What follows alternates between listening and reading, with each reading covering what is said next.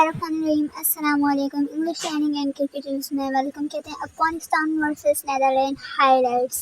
So Afghanistan won by 7 wickets. So Afghanistan batting highlight. One, Rahmanullah Gurbaz scored 10 runs on 11 balls to fours. And Sardan scored 20 runs on 34 balls and 2 fours. Ahmed Shah scored 52 on 54 balls, 8 fours.